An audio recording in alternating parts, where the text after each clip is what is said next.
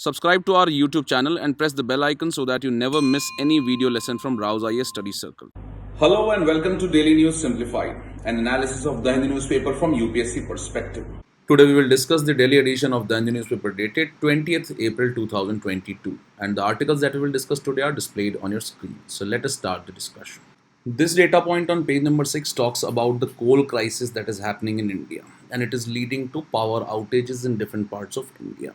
So this data point basically highlights the kind of situation that is being faced in the power sector, and coal is important for meeting India's energy requirements because coal contributes to about 53% of the total installed capacity of power in India, and that is why coal becomes a very important resource. Now this article becomes important for us from the preliminary examination perspective because in the previous years also UPSC has asked questions related to coal and its various attributes or what are the issues associated with coal. For example, in 2020, UPSC had asked this question which talked about coal and what are the constituents of the coal ash. Further in 2015, again a similar question was asked, that is, in India the steel production industry requires import of, and it was the coking coal. And if you look at 2013, again the question was asked regarding the characteristics of Indian coal. And that is why from preliminary examination perspective, we will look at different attributes of coal as an energy resource that is found in India and what are its main characteristics. So if you look at the types of coal on the basis of content, there are four types of coal. First is anthracite, second is bituminous, third is lignite, and fourth is peat. As far as anthracite kind of coal is concerned, it is the best quality of coal and it carries about 80 to 95% of carbon content. Further, this is the coal which has the highest calorific value and it is found in small quantity in India, that is only in Jammu and Kashmir. So it is not the most prevalent variety of coal that is found in India, that is, it is found in only small quantity in Jammu and Kashmir. Then we have the bituminous quality of coal based on the carbon content and it carries about 60 to 80% of the carbon content, and also it has a low level of moisture content. Now it is widely used and has high calorific value. However, the calorific value of bituminous coal is lower as compared to anthracite. And bituminous kind of coal is found in central part of India, in Jharkhand, also in West Bengal, Odisha, Chhattisgarh and Madhya Pradesh, which are the important mineral regions of India. Then there is lignite, which is brown in color and has low carbon content. And the carbon content in lignite varies from about 40 to 55%, and which is lower as compared to both anthracite and bituminous. So from preliminary examination perspective, you should be aware of the types of coals on the basis of carbon content and what exactly is the carbon content in all these kinds of coal. Let's say the example like anthracite, bituminous, lignite or peat. So if you look at lignite, it is brown in color and its carbon content varies from about 40 to 55%, which is considerably lower as compared to anthracite and the bituminous kind of coals. That is why it has high moisture content and it gives smoke when it is burnt. As far as its distribution in India is concerned, it is found in Rajasthan, in Lakhimpur in Assam and in Tamil Nadu. So these are the three famous areas where the lignite kind of coal is found. Then we have the peat kind of coal which has the least carbon content, that is about 40% of the carbon content. And it has low calorific value and it burns normally like wood. So these are the four kinds of coal that is found in India based on the carbon content. Now as compared to these four kinds of coal, the highest quality of coal is the coking coal that is used in steel production industry. And that is why UPSC has asked this question, that is, in India the steel production industry requires the import of coking coal which is of the highest quality and is not found majorly in India. That is why this is the coal that is imported mainly by the steel production industry. Further, if you look at this question that was asked in 2013, it talked about the characteristics of the Indian coal. So we all are aware that as the quality of coal that is found in India is mainly of bituminous and the lignite type, that is why it has high ash content. Another quality of Indian coal is that it has low sulfur content. That is why the correct answer would be A, 1 and 2 only. And if you look at this question that was asked in 2020, the first statement is that the coal ash contains arsenic, lead and mercury, which is correct because these are the ones which are found in the coal ash which is released from the thermal power plants. Then if you look at the coal-fired power plants, these release pollutants like sulfur dioxide, oxides of nitrogen into the atmosphere, and high ash content is observed in Indian coal, which has also been asked previously by the UPSC in 2013. So this also highlights the importance of the previous year questions and understanding the themes on which UPSC has been focusing. So in this context, we have learnt about coal as an important energy resource. Further, the types of coal that are found on the basis of geological periods, two types of coals are found in India. First is the Gondwana coal, and around 98% of the India's total coal reserves are from the Gondwana types. And this coal was formed about 250 million years ago. Further, as compared to Gondwana coal, lesser amount of coal is found in form of tertiary coal, which is younger in age, which is also the lignite type of coal which was formed during the tertiary period. And it was formed only recently according to the geological timescale, that is about 15 to 60 million years ago. Now, after understanding the basic characteristics of the coal as an energy resource that is found in India, let us try and understand the current crisis that India is witnessing. Now, in order to understand the coal crisis in India, we will first have to understand the energy resources on which India is dependent. So, if you look at the contribution of coal in the total installed capacity of energy in India, it contributes to about 52 to 53% of the total installed capacity of India. And if you compare the other resources like the renewable energy resources or smaller amounts of contributors like lignite, gas, and diesel based energy resources, coal has the highest percentage in the total installed capacity in the energy resources of India.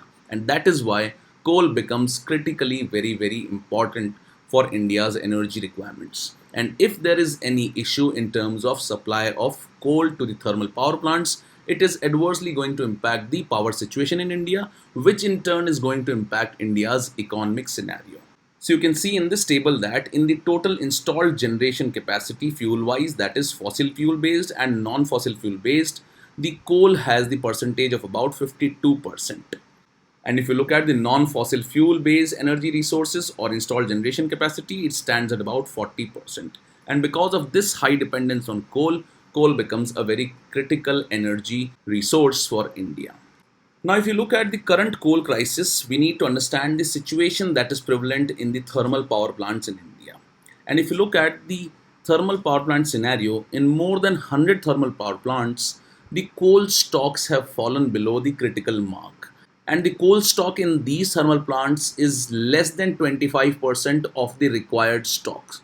So the government recommends that the thermal power plant should have coal stock worth about 14 days so that it can meet its requirement. However, in 100 of the thermal power plants in India, this stock has fallen below 25%. That is coal stock which can be used only for 3-4 days. And this is going to deteriorate the power situation in India. And in 50 power plants, the coal stock has fallen below the 10% of the required stock. So this highlights the gravity of situation of the coal crisis in India. Now, such a grim scenario of coal supply in the thermal power plants has led to power shortages in several states such as Andhra, Jharkhand, Uttarakhand and Madhya Pradesh. And this coal crisis is problematic because it is overlapping with peak power demand in India in the summer months. So that is why it is going to have serious consequences on the Indian economy as well as the requirement of power in India in the summer months. So the current coal crisis can also be understood on the basis of this particular graph that has been provided in the data point today. That is, this is the requirement of the stock in the power plants. And if you look at the present situation of the stocks in the thermal power plants, it is well below 25% in some of the power plants. And there are many power plants, that is around 50, which have only 10% of the total required stock. So this highlights the gravity of situation that majority of the power plants, that is 100, are below the 25% mark, while 50 power plants are below the 10% mark. So this brings us to what are the reasons for the shortage of the coal supply in India. In this line, if you look at the demand for coal, it had dropped considerably during the COVID-19 pandemic and the lockdowns that were imposed across India. However, after the COVID has reduced considerably after the second and the third wave, there has been sharp improvement in the economic activity. And associated with the improvement in the economic recovery has been the increased demand of energy. And that is why there has been sharp uptick in demand of energy post the COVID economic recovery. Further, the demand for energy peaks in summer, that is between the months of April to October in India. Further, the supply of coal was impacted badly in the last year around November to December because of high and continuous rainfall in the coal mining areas, and that is why the supply has not kept pace with the demand for the coal at the thermal power plants, mainly because of the rainfall that happened for around 3 to 4 months in the last year in 2021. Further, if you look at the import situation of the coal, the prices of the coal in the international markets are also high, and that is why the thermal power plants are not resorting to import of the coal. So, on the one hand, there is poor supply of the coal, while on the other hand, there is high international price of the coal, and both these are leading to hindered supply of coal to the thermal power plants. Besides this, there has been also the issue of lack of planning and coordination between various ministries involved in the process. That is the Ministry of Power, Coal Ministry, and the Railways, which is the biggest supplier of the coal to the thermal power plants. And there has been lack of planning and coordination, which has been highlighted time and again. So all these factors have led to depleting coal supplies at the thermal power plants, which is leading to a kind of power crisis in India. So in this regard, the government is trying to improve the coordination between various ministries, and also is trying to improve the stocks at the thermal power plants. So these are some of the reasons associated with the shortage of the coal in India, the current coal crisis in India, and we have seen certain characteristics which are important for us from the prelims examination perspective. With this, let's take up the next news article now. This article on page number 6 basically talks about some of the recent or the current issues that exist in terms of functioning of the Indian federalism. We all are aware that federalism is one of the important aspects of Indian constitution and polity. And federalism can be a very important aspect for us from both prelims as well as mains examination perspective. In this context, let us look at some of the features of Indian federalism, and also what are the current issues that are prevalent in terms of functioning of the Indian federalism. And after that, we'll look at some of the practice questions or how the questions can be asked based on the issues associated with federalism in this regard. So if we talk about the Indian federalism, the Article 1 of the Indian Constitution mentions that India, that is Bharat, shall be a union of states. And it means that states do not have power or right to secede away from the Union of India. Further, Article 3 of the Indian Constitution empowers the Parliament to create new states, and it allows the Federation to evolve, grow, and respond to the regional aspirations. And when the Parliament uses the Article 3 to create new states, amendments are also done in the Schedule 1 and Schedule 4 of the Indian Constitution. So if you look at the Schedule 1, it contains the list of states and the union territories, while the Schedule 4 deals with the allocation of seats in the Rajya Sabha. Then there is Article 246, which also highlights the federal character of India. In this regard, there is division of power between the central government and the state governments. And in this regard, the parliament has the power to make laws on the union list, while the state legislatures have the power to make laws on the state list that has been enumerated in the 7th schedule of the Indian Constitution. And then there is concurrent list on which both the parliament and the state legislatures can make laws.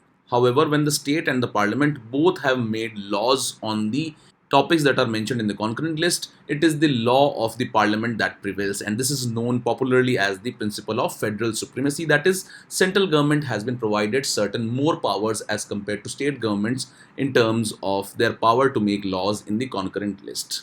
Further, independent judiciary is also essential feature of the Indian Constitution. So in this context, if you compare the features of the federal government as compared to the unitary government, in the federal government, the most important feature is the dual governments. That is, there is government at the nation level, and also there is government at the provincial or the regional level, as we have in case of India. That is, we have a central government, and also we have state governments at the state level.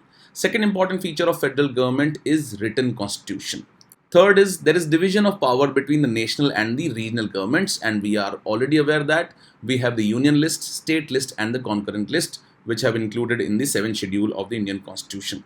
Then there is supremacy of the Constitution. The Constitution is termed as rigid because it can be amended sometimes with the approval of the states only.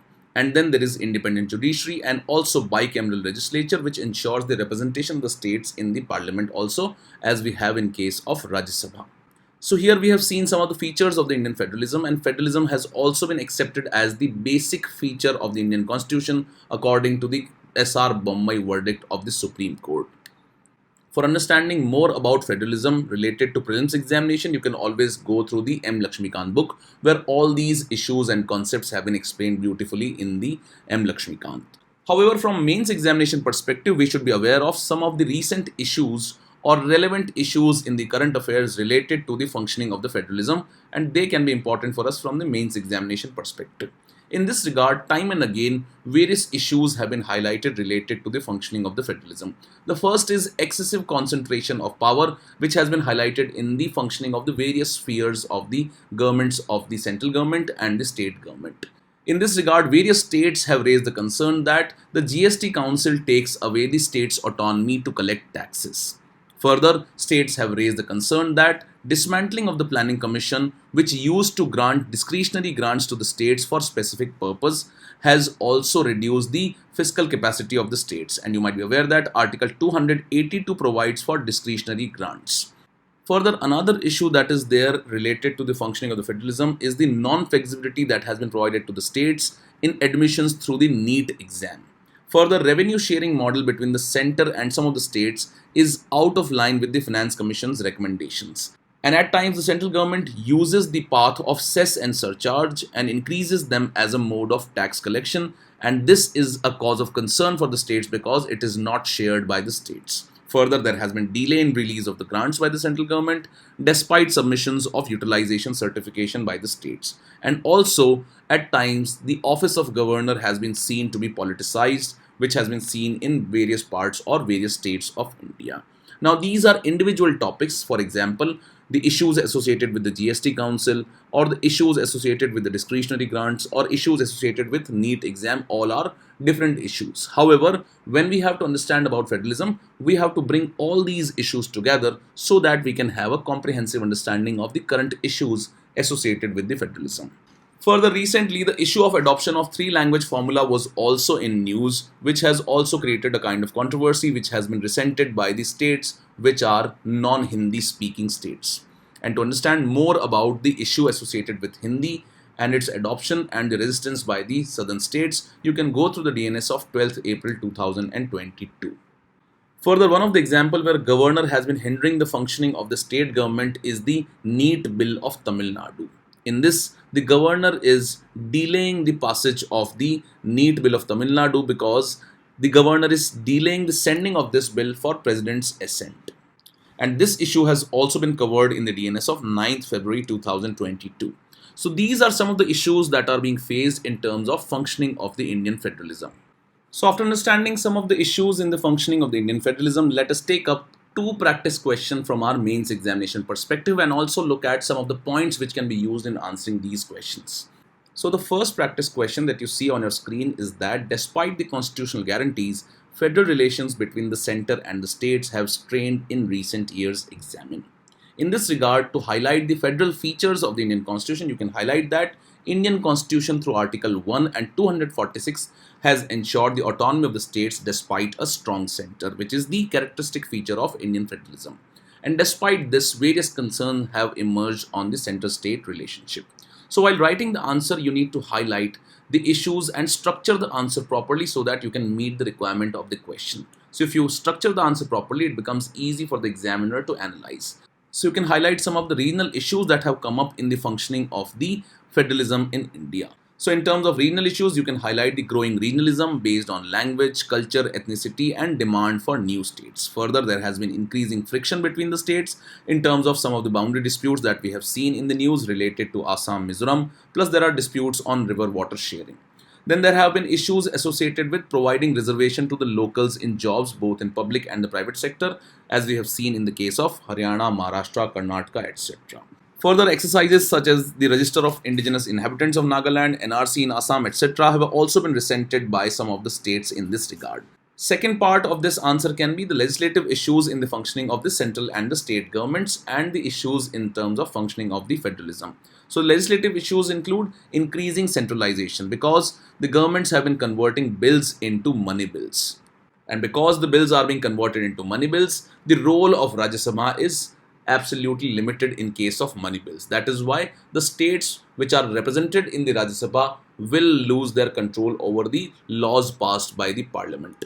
Then there is excessive use of ordinance by the central government, and various ordinances have been brought out in the recent times. Further, we have seen the functioning of the parliament has been greatly hindered and there is lack of debates in the parliament on key issues. Further, the bills in the parliament have been passed without sending them to the parliamentary committees. These are some of the issues which can be put in the heading of legislative issues. Then there is increasing use of concurrent list by the center to frame laws for socio-economic development. And when central government formulates a law based on the topics that are mentioned in the concurrent list, it definitely overshadows the powers of the state on the same issue in the concurrent list. That is why the government or the central government has been using this route time and again, and this has also been resented by the state government. Some of the examples of these laws that have been formulated by the central government using the concurrent list are the 3 farm laws that were passed, which were taken back by the government recently, Electricity Amendment Bill, and also the government of National Capital Territory of Delhi has also seen issues associated with this. Then there are administrative issues. For example, the role of governor has been controversial. The governors have been reserving the bills for the presidential assent. Further, there has been use of Article 356 to dismiss the governments in the recent past and increasing interference by the governors and the lieutenant governors in daily administration. Further, there has been constitutional asymmetry in terms of special provisions that are available in the Indian Constitution in terms of special provisions for different states like 371A to J. There has been lack of coordination with the states on the issues of health facilities of the state, etc. And there have been concerns and challenges in the working of Interstate Council, Zonal Council, and Northeastern Council. Plus, we have seen the financial issues, which highlights the limited borrowing powers of the state from outside India under Article 293, higher share of cess and surcharge collected by the central government, which is not distributed among the states. There have been problem in paying the GST compensation cess to the states due to fall in revenue because of the COVID-19. There has been issues associated with the sharing of finance by the states in the centrally sponsored schemes. And there are various other issues in the financial domain. So if you have seen this model answer, you might have understood that the questions in the mains examination will be asked on a very broad level. That is why you need to have a broader understanding of the things and you should be able to incorporate multiple dimensions into one answer. As we have seen in this particular answer, various dimensions related to administrative issues, financial issues, regional issues, and legislative issues have been incorporated into the demand of the question. Now, as we have seen sample answer to one model question, you can practice this question from the mains examination perspective, that is, explain how the concurrent list has become a friction point for center and the state legislative relations and suggest some measures for the smooth functioning of the same. You can write this answer in 250 words. With this, let's take up the next news article now. This article on page number 11 is related to a star rating that is being contemplated by the Food Safety and Standards Authority of India for packaged foods. However, this move of the FSSAI has been resented by the industry and various experts, and they have flagged issues with this star rating. Now, although the guidelines associated with the star rating will be released in the near future, let us try and understand few facts related to the FSSAI as an authority, which can be important for us from the prelims examination perspective. Because previously also UPSC has asked a question related to Food Safety and Standards Authority of India in 2018. The question was, the Food Safety and Standards Act 2006 replaced the Prevention of Food Adulteration Act 1954. Second was that the Food Safety and Standards Authority of India is under the charge of Director General of Health Services in the Union Ministry of Health and Family Welfare. In this, the correct answer was A, because the second statement is wrong, that although the FSAI has been created under the Ministry of Health and Family Welfare, but it does not function under the charge of Director General of Health Services. That is why the statement was incorrect, and the correct answer was A. So if you look at the FSSAI, that is Food Safety and Standards Authority of India, it is a statutory body established under the Ministry of Health and Family Welfare under the Government of India. It has been established under the Food Safety and Standards Act of 2006, which is a consolidating statute relating to food safety and regulation in India. Further, FSSAI is responsible for protecting and promoting public health through the regulation and supervision of food safety. So these are few facts which can be important for us from the prelims examination, and we have seen already a question has been asked in 2018, and once again this body is in news because of the likely introduction of a star rating on the packaged food in the near future. With this, let's take up the next news article now. This article on page number 10 is related to the recently introduced bill related to criminal procedure in the Parliament of India. Now, this bill was passed by the Parliament, that is by both the houses, and was sent for President's assent. And this bill has received the President's assent and will now become a law. In this regard, this was in news and various issues were highlighted associated with the amendments that are being brought about in the criminal procedure bill. And we have already discussed this issue in a previous DNS video. So let us revise from that video various issues associated with the criminal procedure bill and what are its certain important provisions. Let us look at them. Now, this new Criminal Procedure Identification Bill 2022 seeks to amend the Identification of Prisoners Act 1920. And this particular act authorizes taking the measurements of the convicts and other persons for the purpose of identification and investigation in criminal matters. However, the new changes that are being brought about through this Criminal Procedure Identification Bill 2022 has raised certain concerns of privacy and data safety, and that is why this editorial raises the concern that the bill further requires scrutiny so that it can be brought in line with the concerns of privacy and safety concerns. In this regard, let us look at the key aspects of the bill and why was it required, and also what are some of the issues that have been raised against this bill. Now, this Criminal Procedure Identification Bill of 2022 seeks to include finger impressions, palm print impressions, foot impressions, photographs, iris, retina scan, physical biological samples, etc., and capturing all these samples by the use of modern technologies, because the technology has evolved ever since the Identification of Prisoners Act 1922 was formulated. And that is why it seeks to incorporate new kinds of identification that can be brought about by the use of modern technology.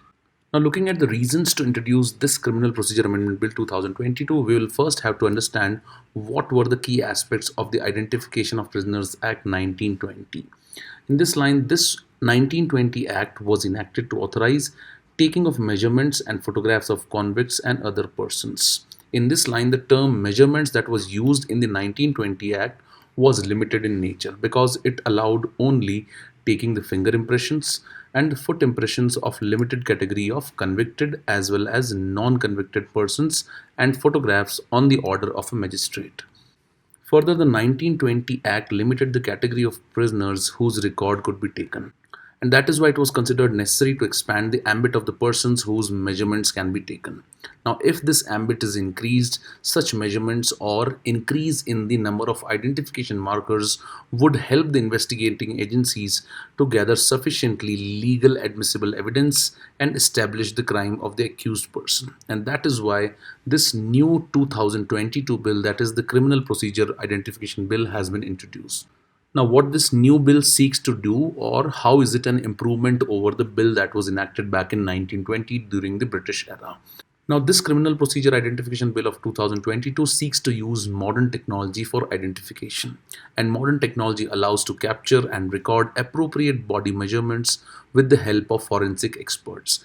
And that is why the bill provides for legal sanctions for taking appropriate body measurements of persons who are required to give such measurements. Also, it seeks to improve the efficiency of investigation and will also help in increasing the conviction.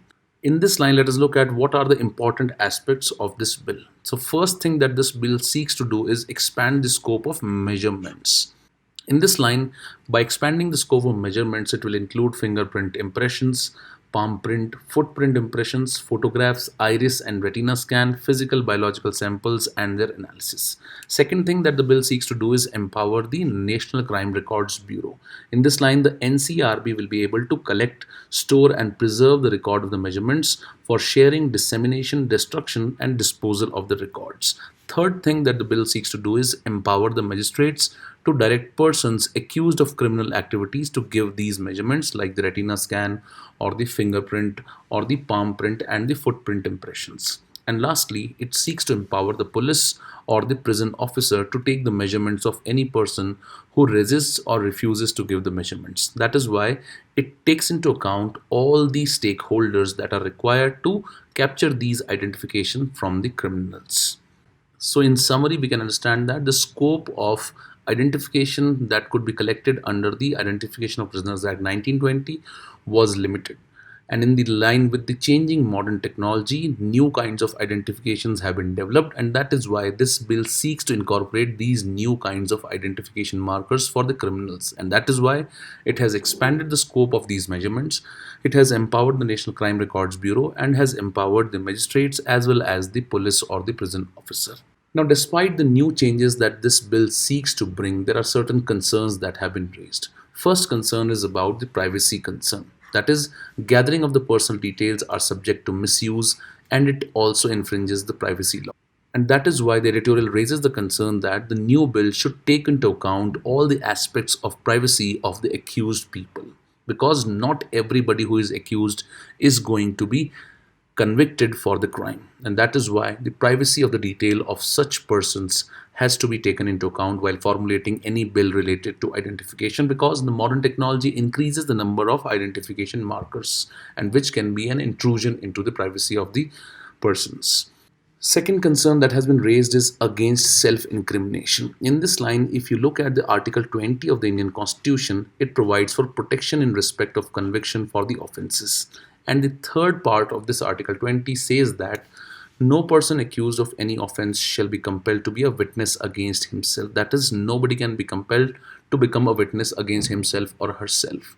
However, the bill enables coercive drawing of samples including the DNA and the narco test, and this kind of provision can violate the Article 23, which protects the rights of an accused against self-incrimination. Third important concern is related to the manner of data collection, and in this regard the concerns have been raised on the manner of data collection, as resistance by the person is a punishable offence under the IPC. That is, the person cannot deny the collection of the identification markers. Further, although the new bill provides the provision of destruction of the records and it empowers the National Crime Records Bureau to do so, however, it is being said that the process that will be deployed to destroy these records will be easier said than done. That is, on the paper, although it looks like that the records will be destroyed in the long run, however, it will not be that easy and it will be a cumbersome process. Now, such kind of identification markers that will be collected by the use of the new provisions under the bill, it is being said that such kind of provisions can be used against protesters and the activists. And there has been seen that there is a tendency to arrest activists and protesters and even innocent people and invoking grave charges on them. That is why in such an environment, if such rigid laws are brought in which seeks to intrude the privacy and are aimed at targeting certain sections, can become controversial in the near future. Further, it bars the court proceedings from the things done in good faith. And further, it is being said that such kind of a law is against right to be forgotten, because the measurements that are collected under this act will be retained for almost 75 years from the date of collection. And such retention of the data of the individuals for 75 years is in violation of the right to be forgotten, which is seen as essential part of right to privacy under the Article 21, which was highlighted in the K.S. Puttaswamy judgment. That is why the concerns related to this bill are against privacy concerns, against self-incrimination, that is, compelling a person to be a witness against himself or herself. The issues have also been raised against the manner of data collection, which is coercive in nature, and also the process of destroying records might become cumbersome in the long run. Further, the provisions of the law can be used to target certain protesters and activists, and at the same time, it is seen as against right to be forgot. And that is why the editorial has raised the concern that because of the violation of certain fundamental rights like right to privacy and the Article 23, it would be appropriate to refer the bill to a standing committee for a deeper scrutiny before this law is enacted. So these are few concerns related to the Criminal Procedure Identification Bill of 2022. With this, let's take up the next news article now. With this, we conclude today's discussion, and this is the question for the day.